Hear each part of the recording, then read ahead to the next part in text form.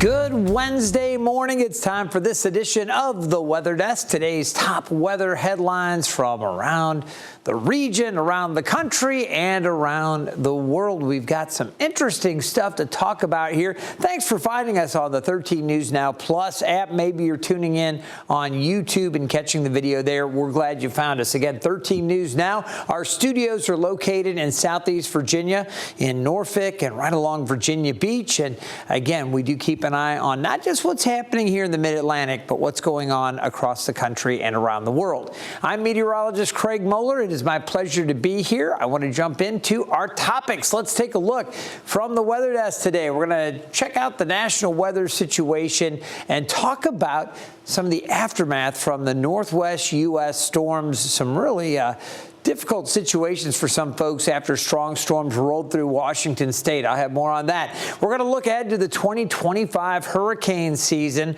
Official forecasts haven't come out yet, but there are some early indications of what we might expect in this upcoming hurricane season.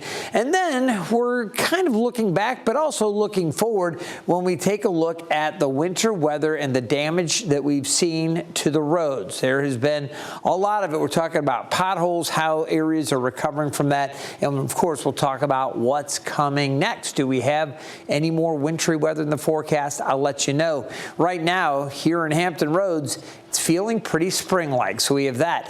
But I got to tell you, Washington State, different story. They are cleaning up after a strong storm filled by an atmospheric river. That ribbon of moisture coming in, slamming the Pacific Northwest. Look at some of the damage video from Seattle. Strong winds knocked out power to thousands of people. Even brought down this tree on a car. 2 children and an adult were rescued after getting trapped inside. Fortunately, they were okay. Similar story about an hour away on Bainbridge Island. Stella Sun has a closer look at the aftermath there. Bainbridge Island. There was this constant wind blowing and blowing, and then all of a sudden up would come another gust and would just slam the house. It was alarming. On New Sweden Road Northeast. An older tree has just come down. I think it snapped off its trunk, actually, and it just took down 2 power lines with it, the one across the road as well as the one on the side it came down from. On Eagle Harbor Road Northeast, a tall tree leaning on power lines. Despite this electrical hazard, cars still driving underneath. The city of Bainbridge Island reporting at least 9 roads blocked or closed because of snapped or tipped over trees. There's a tree down. Okay, new plan. I'm going to drive around, and I went out to Eagle Harbor Drive, and there wasn't a tree down, but there was a tree dangling over power lines. Sarah Simrell says she loses power every few months. Because of this, she's always prepared with an emergency kit with flashlights, candles, and batteries. Several of her neighbors say losing power a few times a year is normal, but this windstorm brought more than usual damage. That was the strongest gusts we've ever. I mean, not only did the trees do this, and our bedroom's in the back, and it was coming from this way, so stuff was hitting the windows. But honestly, the whole house kind of went creak, creak. Over the last 3 days, more than 6 inches filled up rain gauges on Bainbridge Island. The ground is saturated. Add to that over 30-mile-per-hour wind gusts. Wet soil and gusty winds playing a role in the widespread damage on Bainbridge Island. All right. As you can see, again, the area is in much better shape as we come into Wednesday. But those storms, again, widespread, a lot of heavy rain, some powerful storms coming through. I want to show you what's happening right now as we take a look. A lot of that energy is transferred east this morning, and we're now seeing it taking aim across parts of the upper Midwest from Wisconsin through Illinois back through Indiana. This is where the wet weather is, and snowy weather across Michigan. We'll stop this here, and I want to put the winds on with the surface features. We've got this area of low pressure, a little occluded front here, and then another area of low pressure with the trailing cold front. This is working east. Here is Hampton Roads, and that's going to bring us a chance for some wet weather as we get into Thursday. Until then, we're actually looking pretty good for today. It's going to be nice, not quite as warm as yesterday, but temperatures still above average for much of the mid-Atlantic. And ahead of this, with the southwest winds, we'll see even warmer weather for tomorrow. So we'll have plenty to talk about there. But while we're here on the East Coast, I want to talk to you a little bit more about what's going on. And one of the things that always holds our attention, and rightfully so, the hurricane season. We are less than 100 days from the start of the Mid-Atlantic hurricane season. It runs from June through November. The National Hurricane Center has not released the official forecast just yet. It's predictions for the upcoming season, but historically, we average 14 named storms, 7 hurricanes, and 3 major hurricanes. That means Category 3 or higher. Remember, guys, it's not a matter of if, but when these things eventually come to Hampton Roads. Take a look here. Here's the season. You can see, again, beginning June 1, peaking at September 10th, and it runs through November 30th. This is the time that we always have to watch for hurricanes. And I will tell you, before the start of June 1, when you look historically, this is from 1944 to 2020, we have seen a number of named systems out ahead, and sometimes they can still form into December. So this is where we typically see them. This is the official season, but we need to start thinking about them because, again, we could get something maybe a little bit sooner than that. Now, you take a look here again. Last season, what we had a quick start to the season, then there was a long lull. So, it's kind of interesting. Last year, we were all ramped up and ready for a super active season. We did finish with above normal activity. Remember, again, normal for this time, a typical hurricane season, we averaged 14 named systems. Last year, I believe we had 18, and of those, 11 of them were hurricanes, and there were 5 major hurricanes. So the numbers last year, a little bit elevated. This year, they are forecast to come down a little bit closer to average. Now, there's a couple reasons for that, all right? First of all, our sea surface temperatures out across the Atlantic basin, they are still warm, okay? They're going to be above average. But last year, we had record-setting heat with the sea surface temperatures across the Atlantic and certainly through the main development region or the main development zone. So as we take a look here, still warm, but not as bad as last year. And when you talk about the El Nino Southern Oscillation, we are forecast to go from where we are right now in a La Nina transitioning to a neutral phase. When we've had a neutral phase, we tend to not get as many landfalling hurricanes on the East Coast. So a little bit of optimism. That doesn't mean there could still be a large number of hurricanes, but they typically, during this neutral phase of the El Nino Southern Oscillation, we typically see a little less activity actually with landfalling hurricanes on the East Coast. They can still sometimes happen, but usually not as much. Now, in August here, and I'm showing you August specifically for a reason, you notice a lot of development in the Gulf, a lot of development there in the central and western part of the Caribbean. But the main area that we really start to worry about when we get into the peak of the hurricane season is the Cape Verde season, where storms that develop out around the Cabo Verde area, they can continue all the way across and then sometimes up into the southeast U.S. I will say, looking back historically, I found a study that the Florida Climate Center did in conjunction with Florida State University. They were looking back, I believe, since, well, their early records were kept in the early 1900s, the handful of East Coast landfalling hurricanes that developed during this neutral phase of the El Nino Southern Oscillation, this weather pattern I was talking about, when they do hit the East Coast, they have developed out around the Cape Verde Islands. So this is what we're going to be watching late in the season. Again, I'm somewhat optimistic, maybe a little less intensity with the forecast, but you have to be ready. And remember, again, it's not a matter of if, but eventually when a major hurricane will come into Hampton Roads. A new study from Old Dominion University lays out the billions of dollars in damage a storm could cause, while Norfolk city leaders work to strengthen defenses before a disaster. Ashley Smith has the details. A major hurricane hasn't hit Hampton Roads in more than 150 years, but experts say that won't last. If a hurricane hits Hampton Roads, we would expect billions of dollars in physical and economic damage. Old Dominion University economics professor Bob McNabb recently led a study that found a Category 3 hurricane could cost the region $15.6 billion and wipe out more than 76,000 jobs. But the bigger problem is most homeowners aren't ready. Many Hampton Roads communities lag behind the national average in flood insurance coverage. Hurricane Harvey struck Houston, and neighboring localities that did not have flood insurance or were barely covered struggled to recover.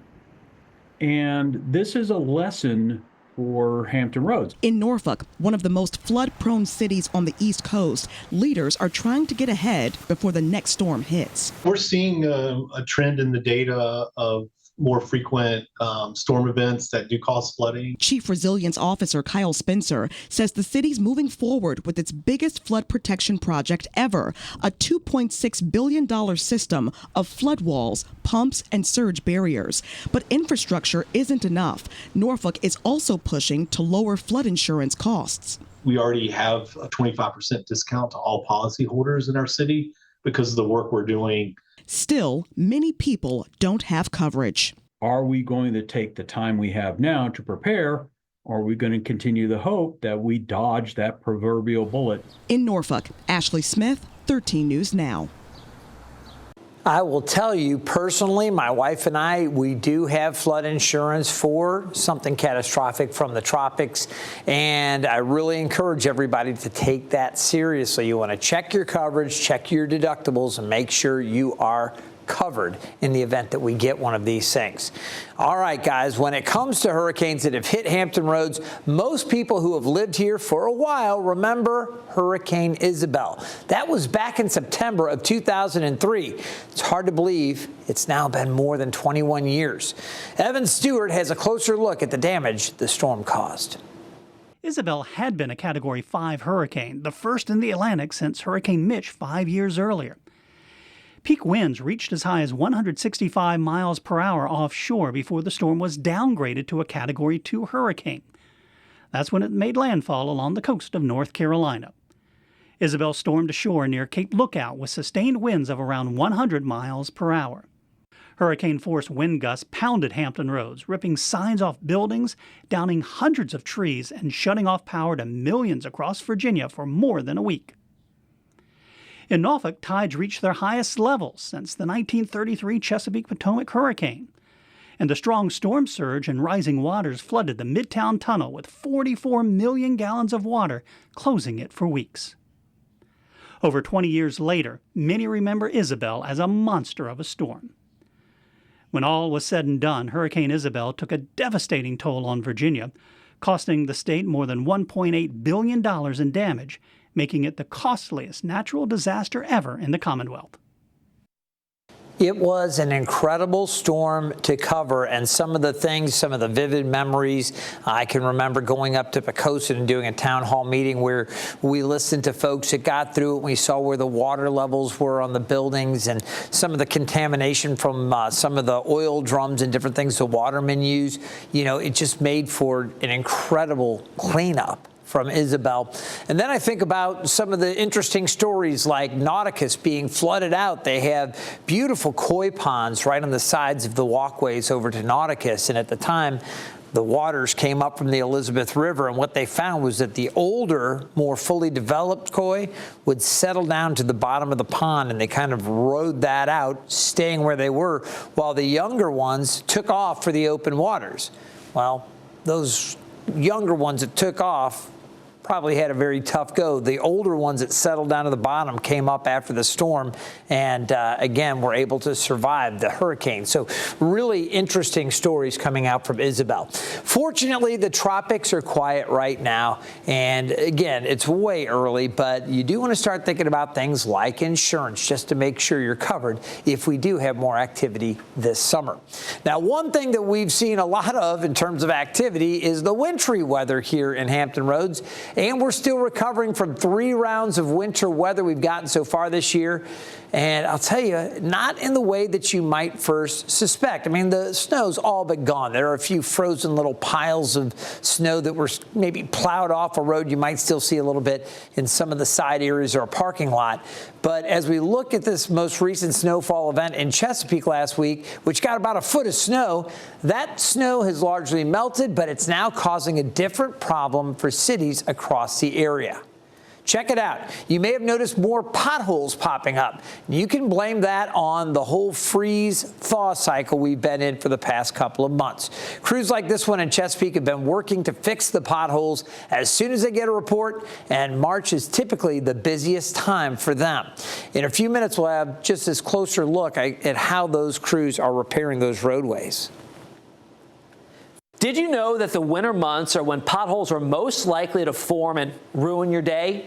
Yeah, we all do our best to avoid them, but all it takes is a split second when you aren't paying attention, and boom, there goes your rim or tire.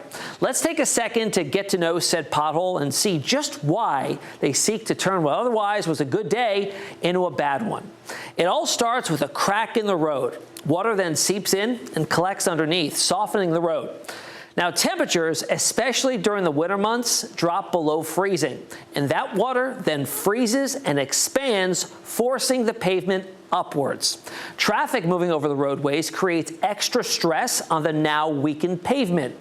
Dry weather then develops, the water evaporates or dissipates into the ground, leaving behind a cavity or hole underneath the pavement. The weight of passing cars and trucks forces the compromised road surface to collapse into the hole below. And alas, the pothole formation is complete. The hole, until repaired, will only continue to expand as traffic moves over it, making it more likely that you strike it on your commute to work or school. There isn't a way to combat these, though. You can be an exemplary citizen and report these potholes to VDOT or NCDOT. That way they can get out there and repair them quickly, saving another driver from encountering one. For 13 News Now, I'm Chief Meteorologist Tim Pandages. All right, Tim, thanks. So again, as we're taking this live look down at Independence and 264, not seeing too much road damage out there, but you might be wondering what exactly crews have to do in order to make sure those potholes don't become a big problem again. Photojournalist Mike Marrero tagged along with Chesapeake Public Works this week as the crews work to fill them in. It's a pothole blitz for us this time of the year. With the cold weather, then the snow we've had, with the rain we've had before the snow, it's time for potholes. They come pretty rapid right now. So potholes form is the heating and the cooling of the weather. So it's warm during the summer, but when it rains and the weather gets cooler, water gets in cracks. And then any kind of like nice day like today, it warms up and that water thaws out, but it's already a void there that's created. And then a vehicle will hit that void, collapse the asphalt, and then that's where we get a pothole from. Unfortunately, it's those high travel roads, the battlefield, the Greenbriers, where the traffic is kind of heavy, we start accumulating a lot of potholes right now this time of the year. We have 4 trucks, and each truck holds about 4 tons, and we get a full load when we go to the asphalt plant. So the guys, they'll do anywhere from 20 to 30 potholes a day, and that's per truck. And that's per area. Every time you see a pothole, please report it. Magnitude of roads that we have, it's hard to see every one. So we will need people to call in as soon as they see one. You can go on our website and it gives you a link to go to, and you go there and you make your claim, and then it gets to our resource managers and stuff like that, and they assess it and it goes from there. We'll be doing potholes from here all the way on Saturdays now, but we'll start doing a little overtime too. Know they're out here providing the service and just help us out a little, just slow down in the work zone. All right, some good information, and we have much more information. If you are watching from the Hampton Roads area, you can find out how you can report a pothole if you see one. Go to 13newsnow.com. We'll walk you through reporting the whole process of reporting the pothole step by step, depending on your city. All right, we're going to take a look at our weather headlines now, and fortunately, no more snow in the immediate forecast. What we are going to see is a continuation of the warmer weather that we started to experience yesterday, 71 today. We're going to be into the 60s tomorrow, back up to 71, but a front arrives with showers Thursday evening. So that rain coming in Thursday late in the day and Thursday evening. Right now, that wet weather back across the upper Midwest and tailing down through the central part of the country. All right, we're going to look forward to much cooler weather coming in Sunday and Monday, but we should be dry with highs in the 40s on those days. Temperatures do warm up a little bit after that. Let's take a look at our February. And going back, there have been 15 days that have been shaded in blue. I shade in these days in blue when the temperatures are below average. The red days, and there have been 10 of them so far through February 25th, we've had 10 days that have been above average. So it's really been an up and down month. Now, you see how cold it was Wednesday into Thursday, and we got that heavy snow late Wednesday into Thursday morning.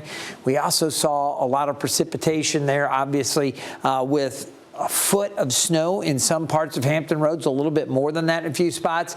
There was 7,500, so 3/4 of an inch of liquid precipitation. But when you look back at the first 3 weeks of February, I mean, we had what? We had 1, 2, 3, 4, 5, at least 5 different heavy rain event days and other days where we picked up about 1/3 of an inch. There were a couple of those.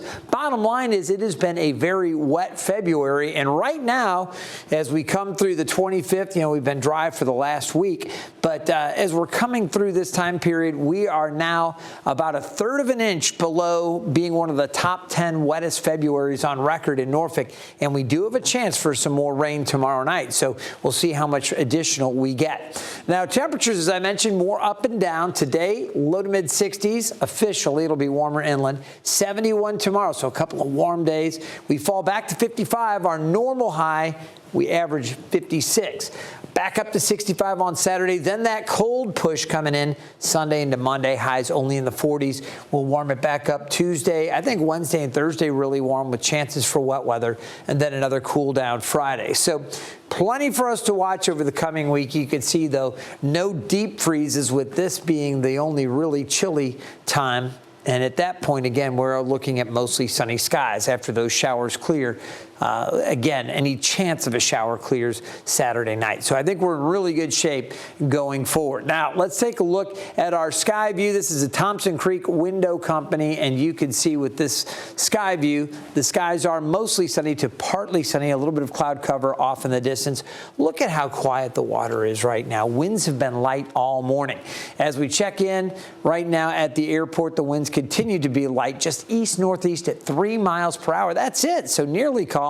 Pressure is rising, and right now we sit 51 degrees at the airport. Now, the winds are going to be light on the Chesapeake Bay and out on the ocean waters east of Virginia Beach. You'll notice those winds northwest to southeast, 5 to 10 knots on the bay, and on the ocean, the waves here only about 2 feet. We came through high tide this morning. Next tide will come later this afternoon. As we take a look at the marine forecast, again, the winds are going to be in that 5 to 10 knot range going forward. That is for the bay and for the ocean as well. Skies are mainly clear right now to partly cloudy. Our future cast will show you, again, we're going to see more sunshine, just some clouds kind of drifting in from time to time across the south, and then the clearing later as we go late afternoon and into the evening. Temperatures are going to fall back off through the 50s. It'll be partly cloudy overnight as we look forward to tomorrow, some more cloud cover in the mix. And this is where we start to look for a couple of stray showers.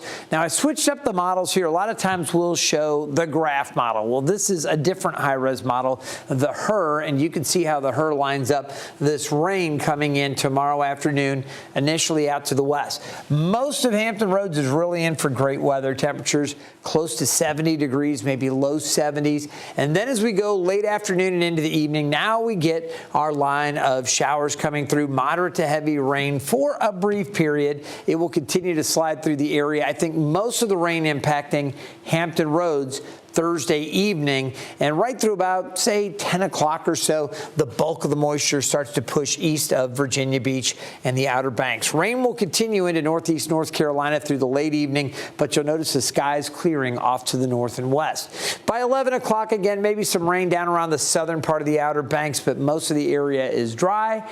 And we'll look forward to drier conditions as we head into Friday. A beautiful day with more sunshine, but temperatures will be a little cooler behind that front.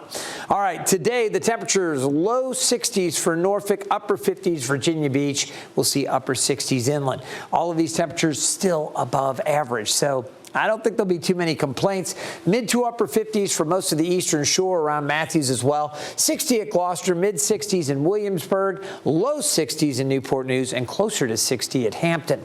Down into North Carolina, upper 50s at the Outer Banks. We'll see mid 60s around Elizabeth City, and then closer to 70 for Edenton, Gatesville, and Ahoskie. Overnight tonight, the low down around 50, partly cloudy skies. Tomorrow, we're back up to 71, so partly sunny, breezy, those winds gusting to 25 miles per hour, and the chance for wet weather as we head late afternoon and into the evening. Behind the front, colder on Friday, 55, 65 on Saturday, and then into the 40s Sunday and Monday. By Tuesday, we're back up around 58. All in all, things looking pretty good. If you'd like to find me on social media, you can find me on Facebook.